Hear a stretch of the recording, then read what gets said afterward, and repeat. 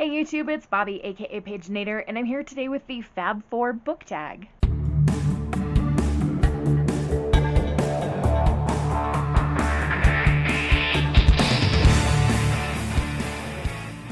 haven't done a tag in a while, and I was kind of just scrolling through some different tags that were popping up on YouTube, and I saw this one that is inspired by the Beatles, best rock band in the world. So we're gonna see where this tag takes us. So this tag was originally created by Tom from Tom LA Books. I will find the link and put it in the description box below.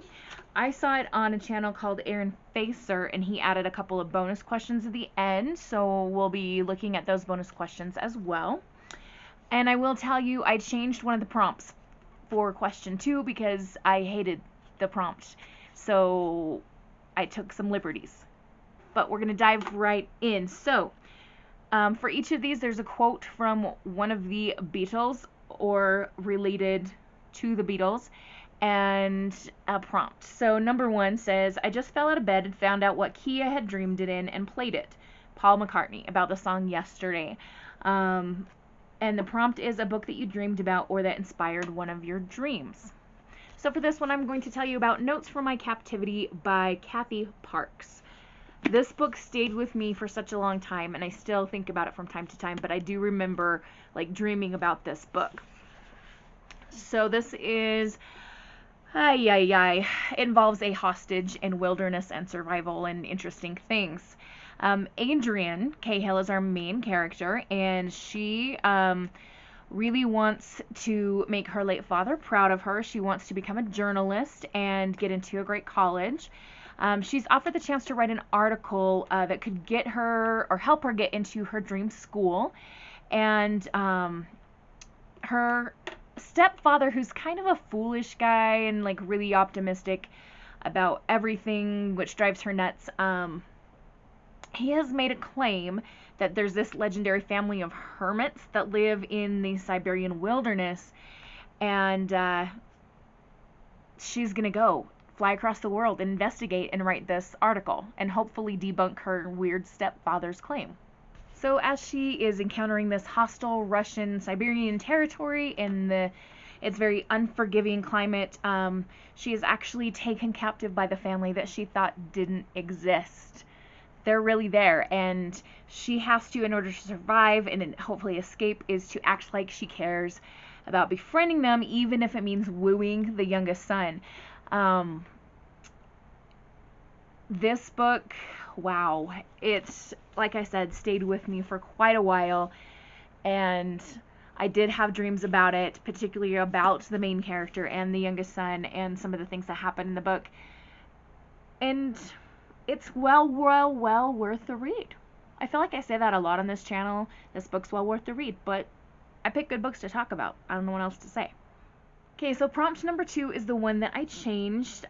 So the prompt is inspired by Lucy in the Sky with Diamonds, which is one of the Beatles songs. And as I said, I hated the original prompt. So I got thinking about how there was a frozen woman found like many years ago, and she was like an ancient human being or primitive human, and they named her Lucy after this song. So I changed the prompt to name a historical book that you loved. So I am going with The Diviners by Liva Bray. This is the first in a series, and I actually haven't read the rest of the series, but I really enjoyed the first one. It's set in New York City in the 20s, 1926 to be exact. Evie is our main character, and she is excited to be in New York. There's all this cool 20s stuff going on. We have speakeasies and the Ziegfeld Follies and, you know, just city excitement, I guess. She has to live with her Uncle Will, and he has a very unhealthy obsession with the occult. Evie is worried that her uncle is going to discover that she has a supernatural power. This power has only brought her trouble so far in her life, so she doesn't want her Uncle Will to know about it, especially considering his obsession. Will is called to the crime scene of a murdered girl who has been branded with a strange symbol He's called there by the police, and Evie realizes that maybe her gift could help catch a serial killer. So this becomes a murder mystery set in the 1920s, and it was a really fun read, so I really need to get going on the rest of the series. Number 3 starts with a quote from Ringo Starr: "We thought we'd be really big in Liverpool." I think they overshot that goal a little bit. So this book prompt says, a book about someone who had far more success than they expected, or a book that was much more successful than what the author expected. Now, I'm not sure about what the author expected, but the main character of this book accomplished more than she first thought she could. So this is Moxie by Jennifer Mathieu, and this author is a school teacher, which I love. This is about a young girl named Vivian who is fed up with the sexist crap that goes on at her school. Everything from the t-shirts the boys are allowed to wear, to the way that girls are treated, spoken to, talked about, etc. in this school. It is in Texas. And so she starts an underground zine which launches kind of a whole women's movement and rebellion at her high school. And so she definitely accomplishes more than what she originally set out to do. There has been a movie made. I want to say it's on Netflix. I watched it on a streaming service, and I only have Netflix and Amazon Prime, so it's got to be one of those two. But the movie adaptation was quite good, but the book, of course, is always better. So I would highly, highly recommend to go read Moxie. Okay, prompt number 4 starts with "Sitting on a cornflake waiting for the van to come," which is from one of John Lennon's songs. And it says, a surreal book or a book with some surreal elements that you enjoyed. So for this one, I chose All the Crooked Saints by Maggie Stiefvater. This one is actually like personalized and signed by the author. I got to go hear her speak. She played the bagpipes for us. It was fun. And she told us straight up, this book is weird. And it is. There's some weird things that happen, and there's some surrealist kind of things that go on in this. But this is about a place in Colorado called Bicho Raro. And it's kind of, I'm going to read a little bit from the dust jacket here. It says, any visitor to Bicho Raro, Colorado is likely to find a landscape of dark saints, forbidden love, scientific dreams, miracle mad owls, estranged affections, 1 or 2 orphans, and a sky full of watchful desert stars. At the heart of this place you will find the Soria family, who all have the ability to perform unusual miracles. And at the heart of this family are 3 cousins longing to change its future. Beatrice, the girl without feelings, who wants only to be free to examine her thoughts. Danielle, the saint of Bicho Raro, who performs miracles for everyone by himself. And Joaquin, who spends his nights running a renegade radio station under the name Diablo Diablo. They are all looking for a miracle, but the miracles of Bicho Raro are never quite what you expect. Really kind of off the wall book. You have to be in like a mood to like use your brain, engage in some thinking as you read this book, but as I said, it was quite enjoyable. Number 5 is inspired by the White Album, and the prompt is a book you love that has a minimalist cover or is written in minimalist style. The cover of this book is quite minimalist. It is David Levithan's The Realm of Possibility. This is a verse novel, you can see here, and I remember loving this book so much that I like took excerpts out of it and made this big poster in my classroom with pieces from this book because there is such beautiful writing and language in it. The back of the book tells us there's the girl who's in love with Holden Caulfield, the boy who wants to be strong, who falls for the girl who's convinced she needs to be weak, the girl who writes love songs for a girl she can't have, the 2 boys teetering on the brink of their first anniversary, and everyone in between. So it is 20 different voices at one school, and it's just very, very cool and very different, and of course minimalist cover. So number 6 starts with a line from Here Comes the Sun. It says, little darling, it's been a long, cold, lonely winter. Here comes the sun. Written by George Harrison. Great song. Anyway, all the Beatles songs are good. Some of them are weirder than others, but they're all good. The prompt for this one is a book of poetry that you found uplifting. So instead of a book of poetry, I got a verse novel, which is similar but slightly different. So this is a novel that tells a story through verse rather than a collection of poetry. This is The Poet X by Elizabeth Acevedo. And again, a verse novel here. This is one that I have read and reread many times. The audiobook is also really fantastic. This is about Chiamara, who wants to be a writer. She has things to say, but she's afraid. She's also dealing with growing up, her body growing curves, and, you know, being a modern teenage girl, but also standing up for yourself, letting yourself be fierce, etc. She has this notebook that she just pours out all her thoughts and things on, and she recites the words to herself almost like a prayer.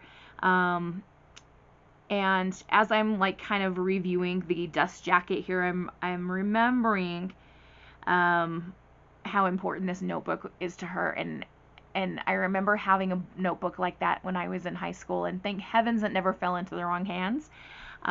This tells us that she catches feelings for a boy in her bio class, and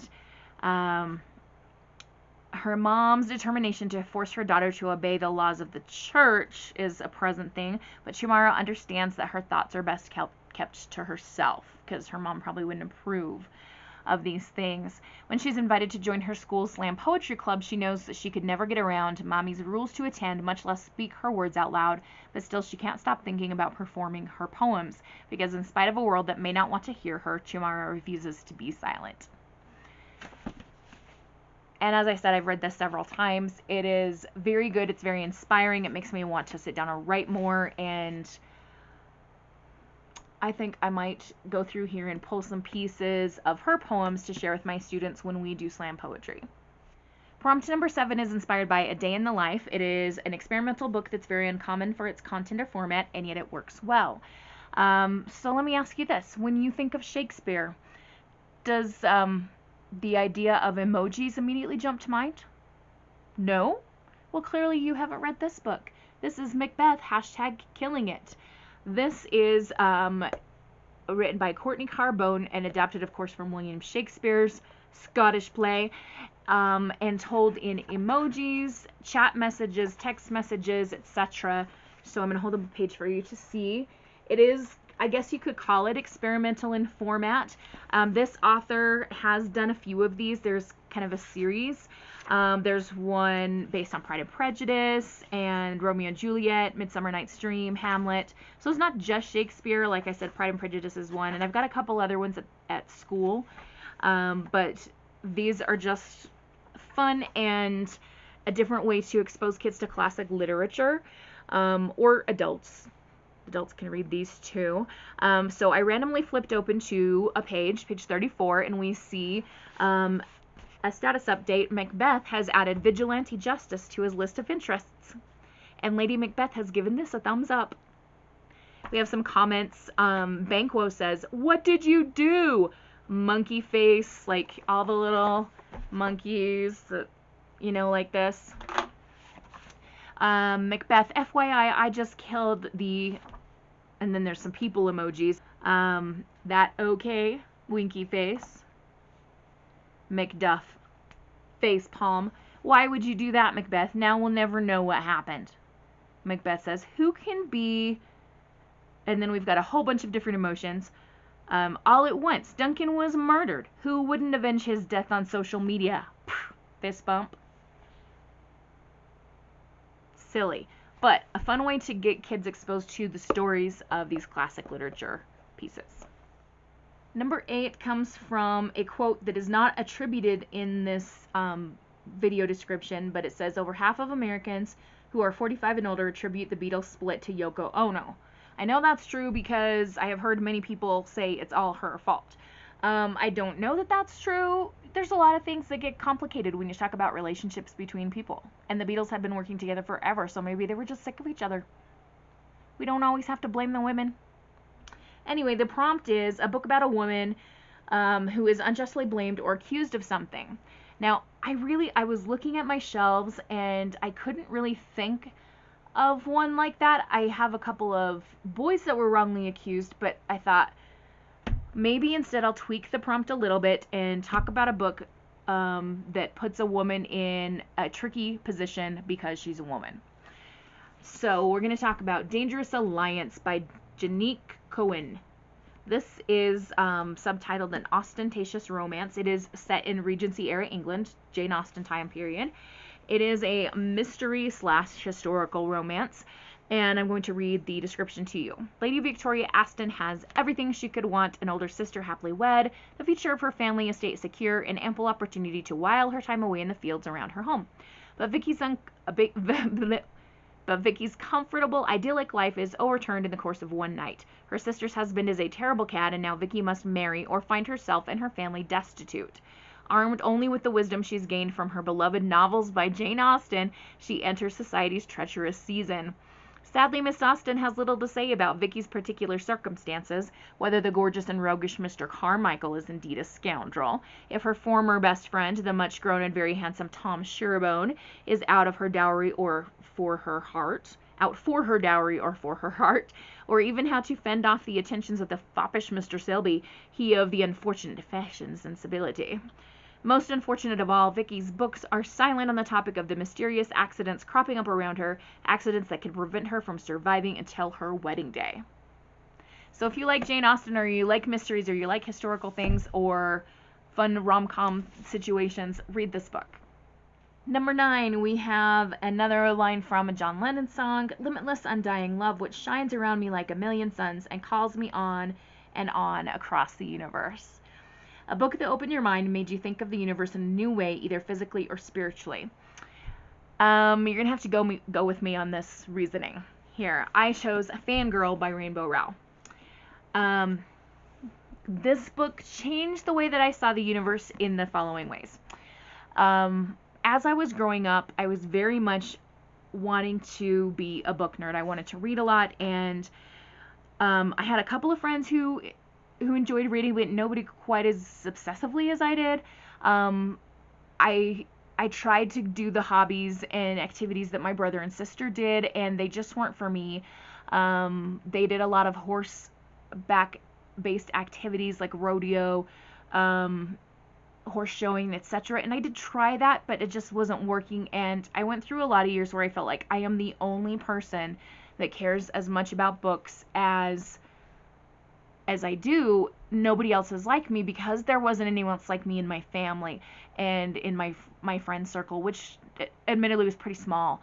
I went to a really large high school and had a very small circle of friends, so it was a weird situation. When I got to college and I was taking literature classes, I met other people who were interested in learning about literature, but again, no one who was like fangirling over books the way I was. And so when I read Fangirl, it was like I made my first bookish friend, like, because our main character here, Kath, is a fangirl of a particular fandom, and there's a couple that she ships, which is Simon and Baz, and they're in a fictional book within this world, but later on Rainbow Rowell went to write that book, and it was fun. And she writes fan fiction that puts Simon and Baz together as a couple.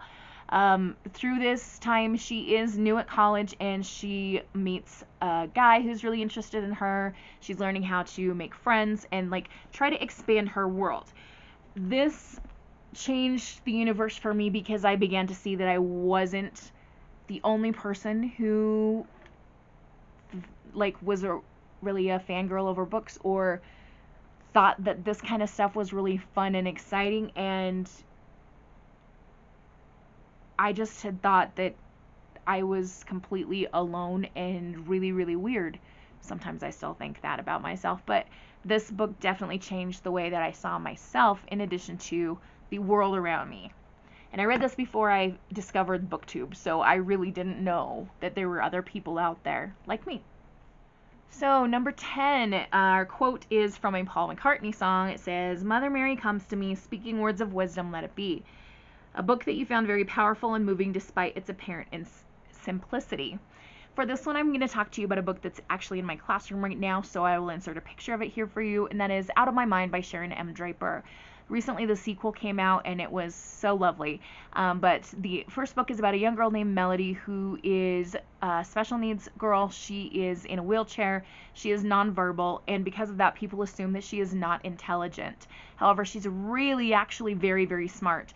And so in the first book, when she is given a communication device and to speak through this kind of a computerized device similar to what Stephen Hawking had, people discover how smart she is, and she's able to join a school quiz bowl team and so on, and get to experience some things that she's never experienced before. Some are good, some are not so good, and it was very heartwarming. I cried reading that book, and it was very powerful and moving, even though it's a simple concept. And lastly, we're going to go to the 2 bonus questions asked by Aaron Facer, which is again the YouTube channel that I found this tag on. These are about Beatles songs. So, first bonus question, what is your favorite Beatles song? This is a very difficult question to answer. As a long time fan of the Beatles, there are so many songs that I really, really love. And even as I say, I'm like about to say the song that I chose to answer this question with, I'm like, is that really though? I don't know. But one that continually brings a smile to my face and touches my heart is Let It Be. I don't know if you guys have watched the James Corden Carpool Karaoke with Paul McCartney, but he spoke about how the Mother Mary in the song is his mom. His mom's name was Mary, and it's such a beautiful, beautiful song. Can you guys believe I haven't sang yet in this video? We've been talking about the Beatles and songs, and it just hasn't happened. It probably will before this thing is over with, though.